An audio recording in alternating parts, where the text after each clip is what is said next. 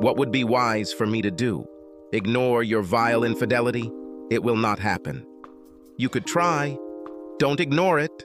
Forgive. I apologized. I really have no idea if I can forgive. I know for sure that I will never be able to forget this. What happened? What I saw? Video? I can email you a copy. God, Tim. She began to sob. I didn't mean for it to be cruel. Just so you know what I saw. Maybe someday you'll forgive me for being in the way. She ran away, she ran up the stairs. I cleaned everything up. I rented an apartment. It was a studio apartment with a beautiful view of the running track and a small park. It was halfway between work and my former home, but there was no furniture in it.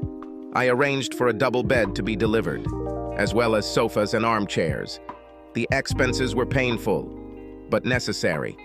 I wondered if Alice would have a job in the future, or the same one. If not, I'll probably have to increase funding. I sat after lunch thinking about all sorts of things. I decided that it was very unlikely that I would ever return to Alice. I had a friend who worked at the same company as Alice, Michelle Davis. She and I went to college together, and were together before I met Alice. I kind of left her for Alice, and she kind of left me for a frat guy. We remained communicating with friends. One of the reasons I chose Alice was because I thought Shelley was a bit flighty. Her quick hookup with a frat boy seemed to confirm this. She left him as quickly as she started. She went to law school with me and married a fellow student. She had a young son and what seemed like a stable marriage. This shows how good I was at reading people. I called her. "Shelley, this is Tim." "Damn, Tim, what are you doing? I heard that you..." Froze green. "Not my fault. Self-defense." "Tim, I'm free for lunch." "Agreed." It was only 2 hours away from here. I met Shelley at a restaurant. We hugged, sat down, and ordered. While we were waiting for lunch, she said, "Well, tell me." I told her. She was a person I trusted. I found that I still trusted her. When I finished my story, she said, "I've heard rumors about Simon Green, that he's gone off the rails and might be getting a divorce. I also heard that Alice was dating him. I didn't believe it." "Well, what did you hear? What did you see?" "For example, lunch, meetings in the office. Everything else was speculation. But Green, I've never seen him so often, Green had to change. It was like he was always looking for someone to sleep with. The girls from the office were beside themselves." So Alice wasn't the only one? Maybe not. But it seemed she was a target, a prime target. They saw each other every day. "No offense, but why didn't you call me?" "I thought about that. But I thought that she wouldn't do anything, and calling you can cause a lot of trouble." "What are you gonna do?" "I rented an apartment and wrote a separation agreement. 6 months, you know. But I'm not sure. I hope you at least listened to her." "What could she say? She has already apologized and said she will never do that again. So what?" "I think this is a difficult question." "Yes. How are you and Big Bill and Little Will doing?" "Little Will is great. He is 3 years old. Dynamo machine. He starts going to preschool." "Okay. And?" "Oh, Tim, you don't need to listen to my problems. Yours are much more serious. I could use a break from them. I will help if I can, if something is wrong. Nothing special. He has to travel a lot. Sometimes when he returns home, he is distant. Not like before. Now hearing about Alice, it makes me think. But I just now decided to be proactive. Shelley, what does this mean? Maybe check it out a little. He is a good guy. We are family. But I need a little confidence. Just ask him. Talk. You both know how to talk. Figure it out. Tell him how you feel. I'm worried about this. He may take this to mean that I don't trust him. And you? Just be gently diplomatic. Maybe. Thank you. I hope you and Alice get through this. I was never her friend at school. You know why. But I thought she was good for you after all. We finished lunch, hugged, and left. Shelley was a good woman, and I hoped no harm would come to her. I was told that Alice had returned to work. I was relieved that she wasn't fired. More and more, I came to the conclusion that it was all over between me and Alice. We were devoted only to each other. We had no children. She broke her part of the obligations, so it was all over. And I didn't believe that I wanted to start all over again with new responsibilities. It was a depressing conclusion, but I felt it was right. I haven't had any contact with Alice since I moved in that Saturday. A week has already passed. She left 3 messages on my phone asking me to come over and talk. I never answered. She texted me that she was on probation at her job, but was still working. I walked past the house the following Saturday afternoon. I just walked up the treadmill and knocked on the patio door. Alice's mother, Tess, was in the kitchen and opened the door when she saw me. "Hello, Tess? Is Alice around here?" She went out. She should be back soon. Tim, she's so confused about this. Maybe, have you already decided something? I just wanted to talk to Alice, Tess. Where did she go? Tess looked a little embarrassed. She went to her friend. Tess, you're hiding something. You're bad at it. Which friend? Did she spend the night here or somewhere else? Tim, she was in bad condition. A partner came in and they went to have something to eat. Tess, was this dinner yesterday? You can't hide it from me. I noticed that she was positioned so as to block the door from the kitchen. I walked past her to the front door. A car pulled up, a brand new Mustang. A blonde man was driving. He walked out of his door and walked around the car to open the passenger door. Alice left. She was dressed for a date, for yesterday's date. I ran up to them. "Hello, Alice. I came to see you." She turned around in shock. The guy looked scared and worried. "Timmy, this is James from work. He had you at night." I was calm, but something in my voice must have scared them both. James from work began to back away. "Dude, I don't want any trouble here. I was only trying to help." "Bullshit. You got what you wanted.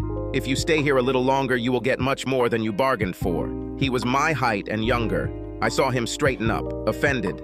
Alice screamed, No, just stop. James, please leave now."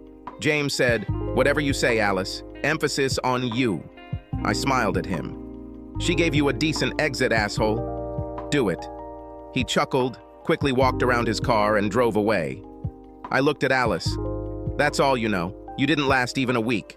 The agreement said no sex. I'm going to refer to this point. I will arrange for you to be served as soon as the papers are ready. Sorry, Tim, I'm weak and I needed support. And I knew that you and I broke up. But I love you, even if it doesn't seem like it. I think you just needed some new sex to get the thrill you missed last week." What a slut you've become. We no longer need to maintain any communication. Hire a lawyer. I walked away, walked around the back of the path, and went home. She made this very simple decision, although I was very surprised. I've been with her for a long time, and none of this slutty crap happened. She was attractive, and men were probably attracted to her often. I wondered why she suddenly started giving in to them. Before returning to my room, I decided that this would forever remain a mystery to me. Or maybe I would ask her mom. I actually had a moment alone with Tess. About a week after the last visit, I slipped into the house when Alice was most likely at work. I knocked on the patio door, and Tess let me in. "Why are you here, Tim?" I wanted to understand what happened, if possible, and I thought you might have some ideas. We were doing great, and then she just went slutty. Do you have any idea why? Maybe. She had, I think, problems with self-esteem. She wasn't very attractive to men, boys, throughout most of high school. She had no breasts and was skinny. Her 2 friends filled her bra much faster. They were popular and became cheerleaders. Alice was far behind them when it came to popularity. Gradually, they moved away from her. But when she turned 17, she changed.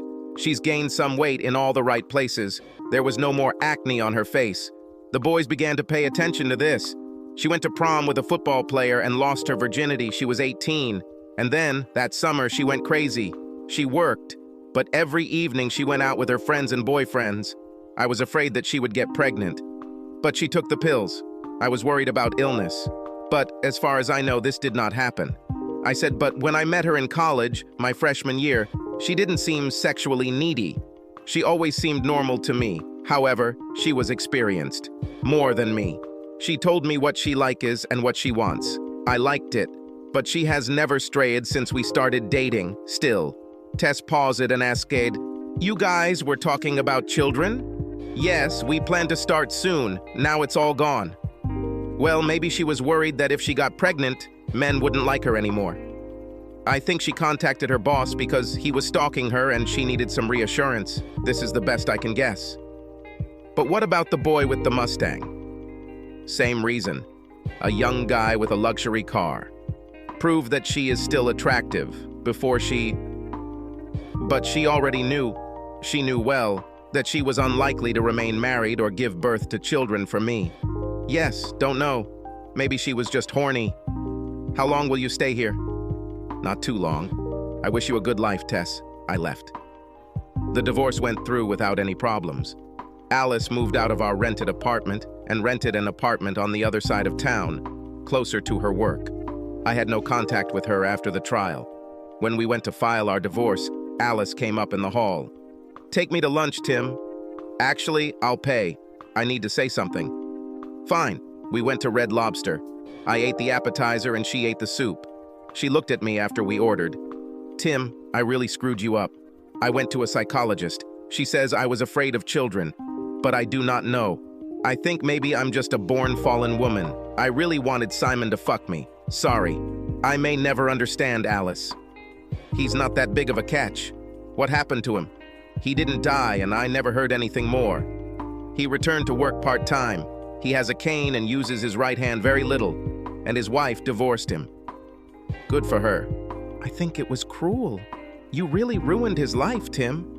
"Well, you two really ruined my life. But, I think, not as much as you ruined your own life.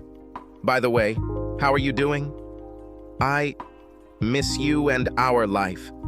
Now I can have as much sex as I want with most men I meet, and I really like it. I get really hot and horny. When this happens, I have to do something about it. I don't know why this started happening to me again. Simon reminded me of the guy who took me to prom and then took my virginity. Maybe I wanted to go back to those glory days. And now you have them. You can have sex for your pleasure. Don't be cruel." But she laughed. I really didn't mean for it to be funny, but I understood the humor and laughed with her. She said, "A new man always turns me on." She paused. "Anyway, I really miss you and family life. I haven't found a single guy who is better at sex than you. Maybe one was just as good. He's bigger. But you and I got to know each other so well. You could always satisfy me very much. I was a fool. I'll admit right now that our conversation about her slutty ways made me tense. I didn't really try to hide it from her, and she noticed. I see you still find me attractive, Tim. I am available to you at any time." She started singing this song.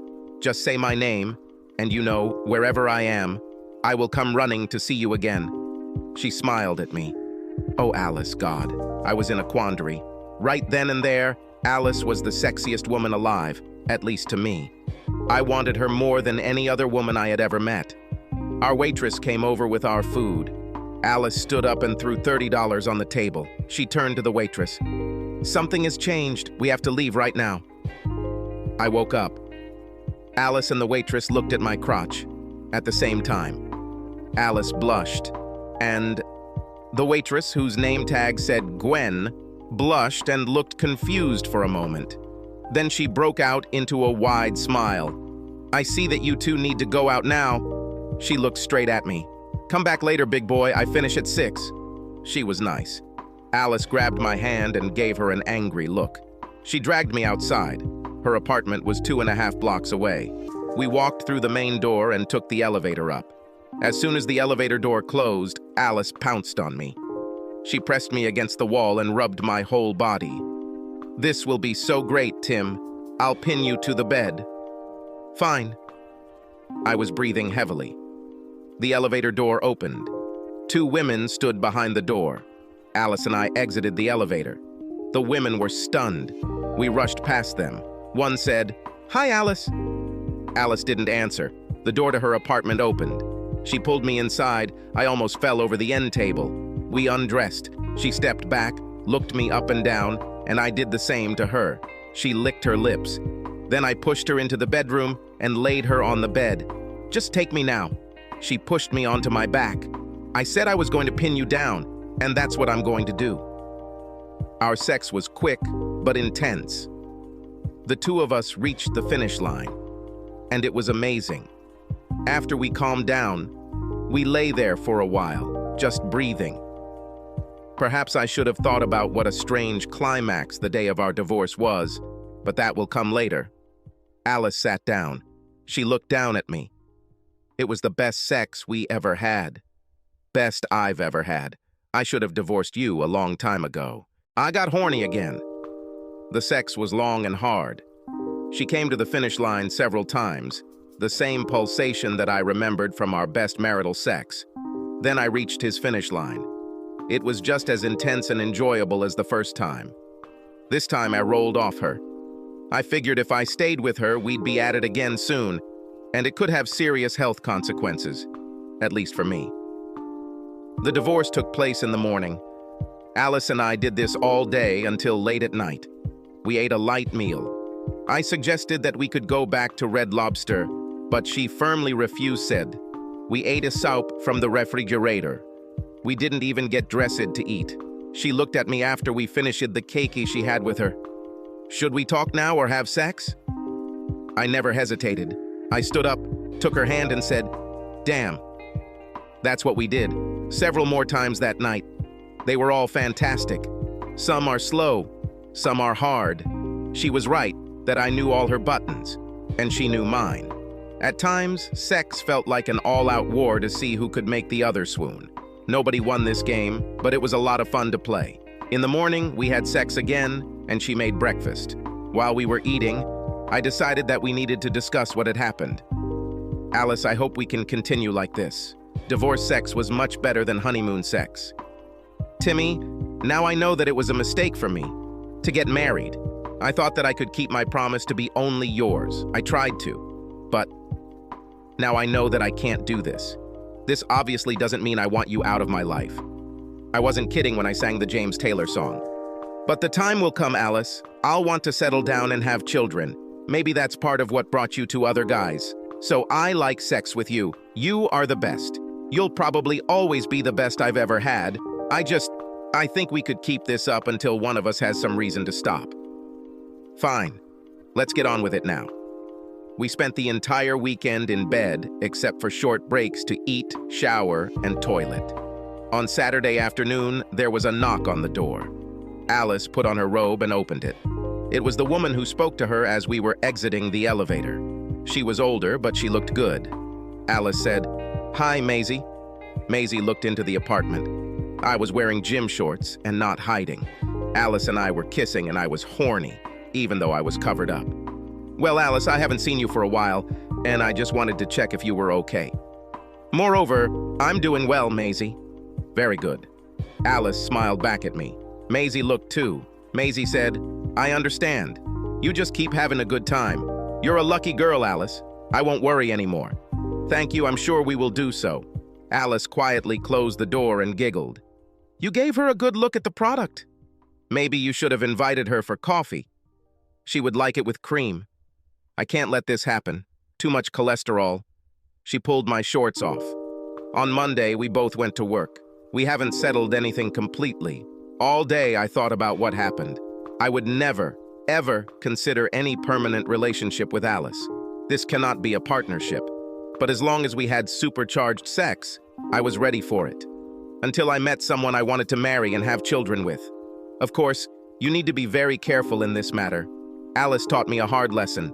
But despite this, I wanted a family and children. I was on guard. Alice wasn't like that. She had me and 3 other guys she slept with. We weren't married, and I didn't mind. In fact, the thought of her being such a slut even turned me on. I just got tested regularly for STDs. None of them were ever positive. Oh, and I met Maisie one day while leaving Alice's. We had quick sex. That is, me and Alice. Maisie looked me up and down with a very significant look. She said, "Hello, maybe you remember me? I definitely remember you. You make a good tent." I really remember you, Maisie. Alice says you're divorced. Yes, for a year and a half already. It's no fun being a single woman my age. Maisie, you look great for any age, and you know it. Are you going to invite me in? I'm sure about it. You're Tim, right? Yes. We went up to the 4th floor, where Maisie's apartment was across the hall from Alice's apartment. When we were at Maisie's door, Alice came out of hers. She looked at me and Maisie and started laughing. You're a real stud, Tim. I would never have thought this about you when we were married. She looked at Maisie. Have a wonderful time, Maisie. Tim is a top-notch stallion. She walked away with a smooth gait. Maisie was interested in Alice and me. But first she showed me the bedroom, which was tastefully furnished, at least when we walked in. Maisie was 40. She had a son in college and a daughter who worked downtown. She was good in bed, and I really enjoyed being with her. I left the next morning, promising to keep in touch. I kept that promise. It was a pleasure for me. I began to wonder what other women lived on the 4th floor, but I never found out. One day I was walking past the courthouse when a woman walking towards me stopped and asked, "We don't know each other?" She looked puzzled. I remembered her. Gwen, the waitress. "You're Gwen. You were our waitress when we left our food, Red Lobster." "Oh," she blushed. "Now I remember. It's strange that I forgot, but I didn't really look at your face. You'll have to excuse me. I'm Tim. Are you still working there?" "Part-time work. I also do modeling." She was a pretty blonde, slim, with good hips, blue eyes. "I remember that you invited me to meet you at 6. But alas, Alice and I were together all weekend." Are you guys consistent?" "No, well, on the day that we met you, we had just returned from court, where our divorce was finalized. Somehow this seemed to energize us, as you saw." "Okay, this is strange. Does this still work?" "We are dating. There is no doubt that we are compatible in some ways, not in others." She smiled at me. "Maybe you should ask me out on a date. I'm not working today." "I like your words. Can we have dinner tonight? In my house? I will cook." "I look forward to it with pleasure, Tim." That evening, she arrived around 6:30. She looked stunning in a short evening dress and sandals. I made us fried chicken and fried rice. We talked. She was 25 and made ends meet by working as both a model for several clothing magazines and as a waitress. She was not married, but had broken up with her long-term boyfriend about 10 months ago. At the time, I was 34 and making good money at a law firm. I had my own apartment and a good car. Alice, Maisie, and I had our own sessions. I also had a friendly relationship with a woman who worked at the courthouse maybe twice a month. But I was willing to commit, and Gwen seemed nice. I decided to have an affair with her and see where it leads. That first night, we agreed that I would take her home. She kissed me at her door. I was excited about this, but she didn't jump straight into bed. As we moved forward, I began to fall in love with her. She was pretty and smart, and I believed that she fell in love with me. On our 3rd date, we made it to bed. It was nice. I made love to her, and she seemed to appreciate it. I decided to break up with other women. One night, a few weeks later, Gwen and I had just finished a rough sex session. We didn't always have loving sex. She likes it rough sometimes, like me. Like many people, I think. Gwen, I told you about my marriage and its problems, and now I think I'm in love with you. I stopped having sex with other women. Glad to hear that. Since I met you, you are the only boyfriend I've had. I didn't even kiss anyone. I really love you, Tim, but I worry about your insecurities, about fidelity. Will you always distrust me? Because if I say that I will only be with you, I will do so. I'd be lying if I said I wasn't worried. But if you promise me, I, for my part, will do everything possible to solve the problem of fidelity. Fine, deal. I will be faithful, and you will be faithful too. It is suitable. 2 weeks later, I proposed. We got married 3 months later. Her parents lived in Chicago, but we held our ceremony here. It wasn't luxurious. I invited Alice and Maisie. I introduced Gwen to Alice right after I proposed. Alice was kind to her, but I could see that she was a little depressed. We weren't in love, but I knew she would miss the sex. I would feel that way too. Gwen and I went to the Bahamas for our honeymoon. That was great. Then we moved into my apartment and everything went very well. We immediately decided to have children, and we succeeded twice in 3 years, Thomas and Eileen. I became a partner in a firm and bought a house in a nearby suburb. I kept in touch with Alice. No, not the sexy one. She married the guy from her job a year after Gwen and I. His name was Larry Gibson. He was successful and she had a son, Lawrence, and another, Raymond. They moved to a place not far from Gwen and me.